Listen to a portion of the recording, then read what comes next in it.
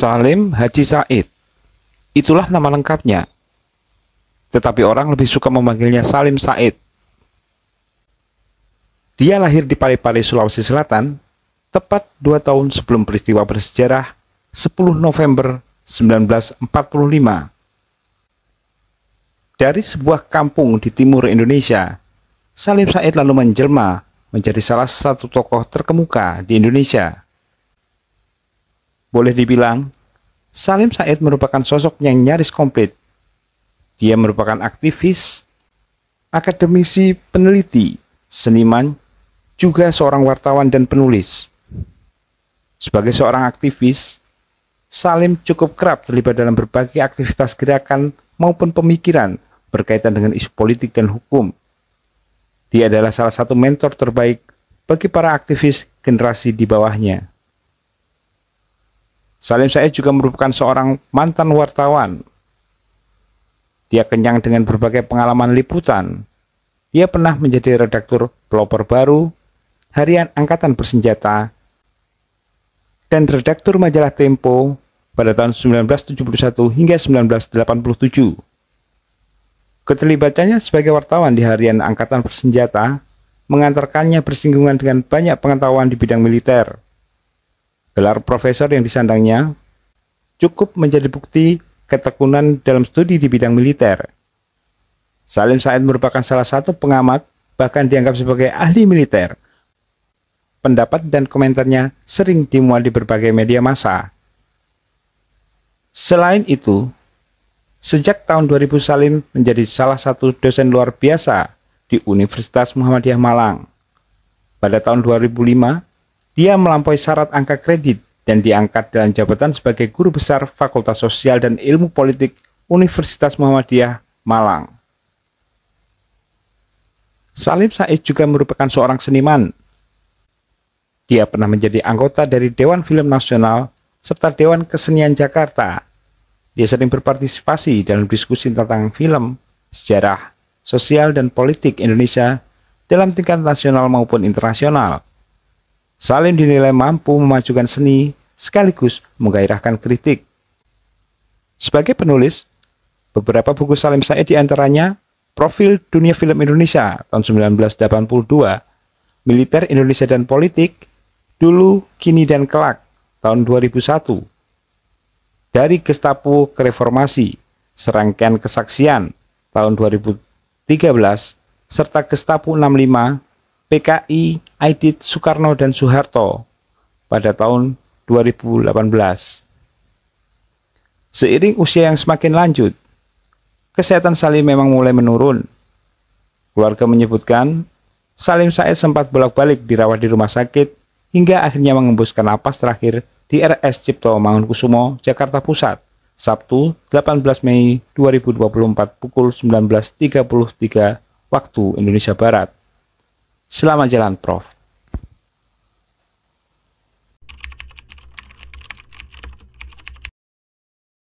Ya, saya itu ya, biar pemirsa juga tahu, saya itu bergabung dengan Salim Said atau mengaji lah ya, nyantri lah ya, berguru ya. Dikatakan berguru karena saya intensif.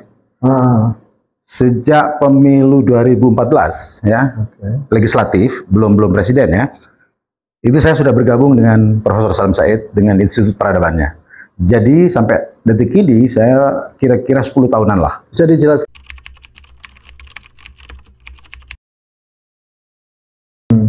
Tentu saja dari rentetan periode yang 10 tahun itu banyak sekali yang tetapi yang menonjol adalah yang penting kita jaga ya. Jadi nasihat beliau bahwa Indonesia itu sedang berada pada posisi ongoing proses. Karena itu prosesnya itu tidak boleh diinterupsi oleh tindakan-tindakan yang justru kontraproduktif untuk menuju cita-cita yang dinamakan Indonesia. Karena Indonesia itu masih berwujud cita-cita. Dia belum menjadi bentuk, belum mewujud dalam bentuknya. Indonesia belum, ini masih ongoing proses. Beliau bilang begitu, mengatakan begitu. Dan itu hampir setiap pertemuan, Pak Salim menekankan bahwa Indonesia itu masih berupa cita-cita, belum.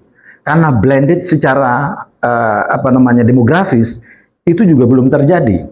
Menurut Profesor Laude, blended sehingga menjadi Indonesia itu, peranakan Indonesia antar suku bangsa itu baru 30%. Dan itu ditandai oleh jumlah Gen Z yang ada hari ini. Mereka lah Indonesia gitu loh. Nah, karena itu masih ada PR bagi kita untuk memblended yang 70% itu. Jadi kalau katakanlah Indonesia ini adalah roti, ya, roti buaya atau roti apa gitu ya. Ini prosesnya masih belum ada yang sudah jadi digodok, di blended gitu kan. Tapi ada yang masih menjadi bahan. Menjadi bahan. Karena itu kalau kemudian bahan-bahan ini dikotori oleh tindakan-tindakan yang produktif, yang kontraproduktif terhadap cita-cita menjadi Indonesia ini sangat disayangkan. Dan Pak Salim mengatakan dari tata cara penguasa kita ini mengelola Indonesia, kalau seperti ini adanya, masih tamak, tidak mengutamakan kepentingan umum, resources kita dijual percuma, ya, dijual-jualin tanpa ukuran-ukuran, ya. Ini kan sama saja dengan menjual perabotan rumah tangga kita kepada orang lain, sehingga kita tidak punya kasur, bisa jadi, tidak punya meja, tidak punya kursi, mungkin tidak punya kompor, sehingga kita susah makan. Karena dijual-jualin oleh penguasa ini. Terutama sekali di dalam 10 tahun terakhir ini, di masa Jokowi ini. Pak Salim kemudian berkesimpulan bahwa kalau begini caranya kita mengelola negara, tata negara kita, saya tidak yakin 100 tahun Indonesia masih ada. Bisa saja terjadi itu.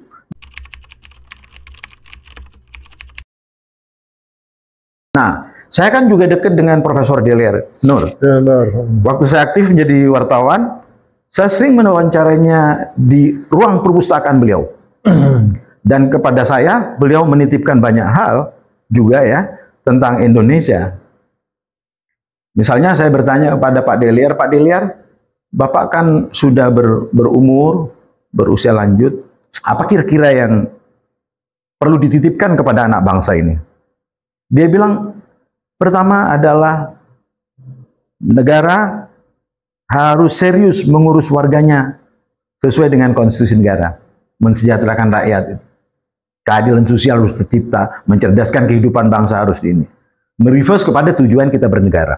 Kemudian yang kedua, memperbaiki struktur pendapatan rakyat. Menurut beliau, antara office boy dengan chief executive officers itu tidak boleh jauh, karena office boy ini adalah manusia, chief CEO adalah manusia. Cukup 10 tingkatan. Apa artinya? Karena struktur pendapatan itu kemudian akan membentuk polarisasi masyarakat secara mekanis. Kalau orang gajinya 100 juta dengan 1 juta, itu kan jomplang sekali. Jadi disparitas sosial itu tercipta dikarenakan adanya perbedaan struktur pendapatan itu yang terlalu jomplang gitu. Gini rasio bisa terjadi karena itu. Jadi ada yang rumahnya 2 miliar, 5 miliar, tapi ada yang tinggal di pinggir kali gitu. Itu yang dirisaukan oleh Pak Delier Nur. Kalau kedua hal ini, kata Pak Delier Nur, tidak tercipta, maka prediksi beliau itu sama dengan yang diprediksikan oleh Salim Said. Dalam 100 tahun belum tentu ada Indonesia. Oleh karena itu, maka Pak Salim mewanti-wanti agar tidak terjadi kasus Ahok misalnya, itu yang double minded, yang kemudian terjadi pergolakan di sini antara konflik antara agama, antara ini sangat dirisaukan oleh Pak Salim. Sebagaimana juga prediksi Pak Delier Nur. Delier Nur 8, Indonesia akan jadi minimal 8. Kalau tata kelola bangsa ini, katakanlah Prabowo masih mengikuti gaya-gaya siapa? Jokowi dan Luhut misalnya, sehingga dua orang-orang itu yang penting itu, dan orang-orang yang mengikutinya itu harus dibersihkan di dalam kabinet Prabowo. Jika Prabowo ingin menjadi the hero of Indonesia.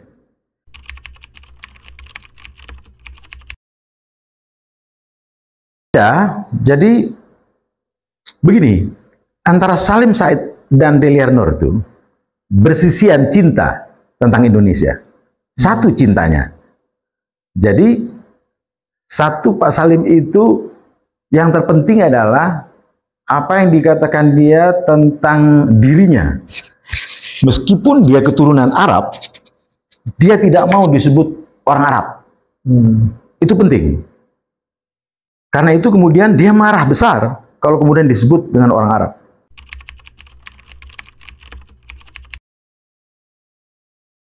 Berikutnya adalah dua-duanya cinta terhadap Indonesia ya. Keduanya itu political science. Jadi political science, profesor pertama di bidang politik itu di Republik ini adalah Dale Yarnor. Dia the pioneers of scientific political science. Lalu kemudian ada beberapa di antaranya itu, lalu di bawah itu lalu Salim Said. Salim Said itu political science yang melihat politik dari perspektif sejarah dan sosiologi. Itulah keahlian beliau, tetapi basic konten anunya itu adalah sejarah militer. Pak Salim itu seorang yang profesional. Kalau wartawan itu kan bisa bicara apa saja, dan mau bicara apa saja, seperti saya misalnya, jurnalis yang sudah meliput politik, meliput ekonomi, meliput olahraga, meliput seni, budaya, dan segala macam, sehingga saya punya hazanah dari banyak hal, tetapi spesifikasinya kalau sudah menjadi expert, itu tentu akan didalami satu bidang. Salim juga demikian, dia menekuni film, menekuni apa lagi, sastra ya. Pak Salim juga nulis sastra, nulis cerpen. Terakhir itu baru-baru itu menjelang dia sakit, itu banyak memproduksi, masa menerbitkan novelnya. Atau kritik sastra, dia lebih menegak kritik sastra. Lalu dia juga seorang seniman ya. Modelnya Pak Salim itu intelektual yang seniman. Jadi kalau melihat Pak Salim itu apa energetik. Coba kalau dia ngomong, sangat talkative, clear, dan jelas pesannya itu. Bahasa yang dia gunakan itu juga bahasa publik, sehingga orang di bawah pun dia meskipun dia tidak tersentuh oleh kesarjanaan bisa mengerti dengan baik.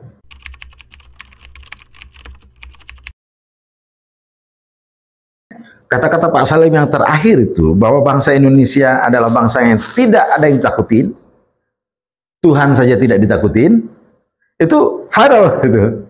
Karena gini, meskipun kita berideologi Pancasila, Pancasilanya itu melenceng entah kemana. Tidak pernah dipakai di dalam praktek penyelenggaraan negara. Karena itu kemudian, saya sebagai sarjana Pancasila, itu bingung juga melihat Indonesia itu. Saya ini Orde Baru nih, sarjana Pancasila, PPKN itu kan Pancasila itu yang dibahas. Saya belajar undang-undang, saya belajar hukum, belajar ini, filsafat, belajar P4, belajar undang UUD 45, the body of the constitution. Jadi overall saya mengerti tentang negara ini gitu. Dan bagaimana kemudian memanage. Tapi di mana Pancasila? Menurut Salim Said, Pancasila itu tidak pernah dipakai. Malah Soekarno yang diidolakan sebagai pencari, penggagas, pencetus Pancasila, at that time ketika dia berkuasa, dia tidak menggunakan Pancasila, malah dia yang merobek-robek Pancasila menjadi Trisila, menjadi Ekasila, ya, jadi gotong royong dan segala macamnya. Itu yang kemudian membuat bangsa ini tidak on the right track secara ideologis.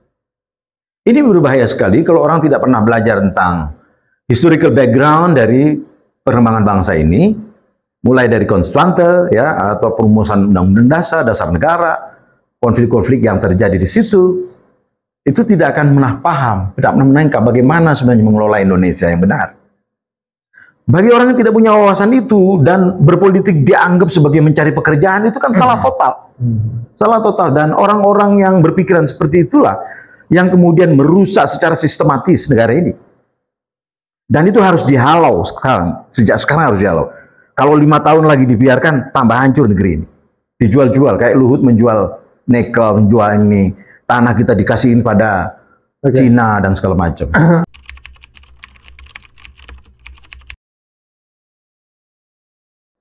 Ya buruk sekali di mata Salim Said. Dan dia kecewa. Periode pertama ketika terpilih, dia sangat excited. Kenapa Prof excited? Saya debat dia. Kalau saya nggak ada tuh, saya melihat Jokowi itu sudah persoalan bagi negara ini. Gitu. Tapi Salim Said melihatnya dari sisi demokrasi. Tidak, Om, katanya. Jokowi ini rakyat, dari rakyat. Dia mengalami deviasi, biasanya penguasa itu selalu dari keturunan ningrat lah, ya kan, kalau orang besar lah, darah biru lah. Jokowi ini dalam pandangan Salim Said, merah total. Ya, tetapi saya debat dia, saya nggak setuju. Ini buah demokrasi yang deviasinya tinggi. Kenapa? Siapa namanya? Yunani, filosof Yunani. Aristoteles dan Plato. Plato sendiri tidak suka dengan demokrasi ini. Oh, iya. Karena demokrasi itu katanya tidak bisa menjamin orang bisa bertindak demokratis. Tidak bisa menjamin orang bisa bijak ketika kekuasaan itu ada di tangannya.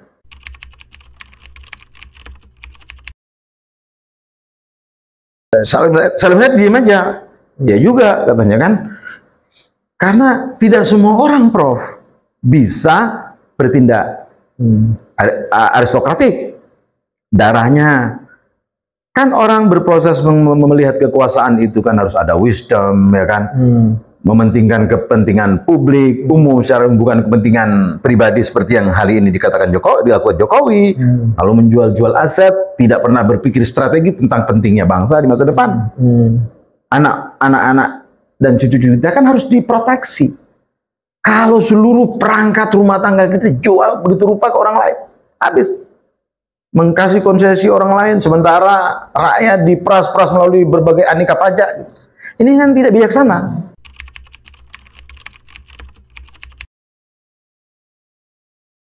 Pak Salim itu constitutionalize orangnya. Jadi ketika ada tindakan-tindakan yang tidak berbasis pada konstitusi negara dan tujuan negara, maka dia risau.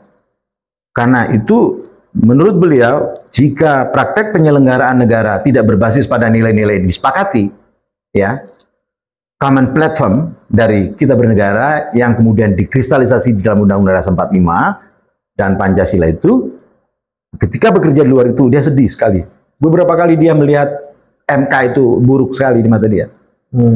Karena apa? MK itu kan didirikan untuk memproteksi tindakan-tindakan yuridis, ya, legislators yang kemudian kebablasan keluar dari kaidah-kaidah prinsipil dalam Pancasila. Value dari Pancasila itu penting sekali, menjiwai seluruh undang-undang yang diciptakan oleh parlemen. Salim sangat risau dengan keadaan itu, dan untuk kemudian dia, karena dia tidak punya kuasa, hanya berdebat di antara kami saja, ya kan? Jadi yang penting lagi menurut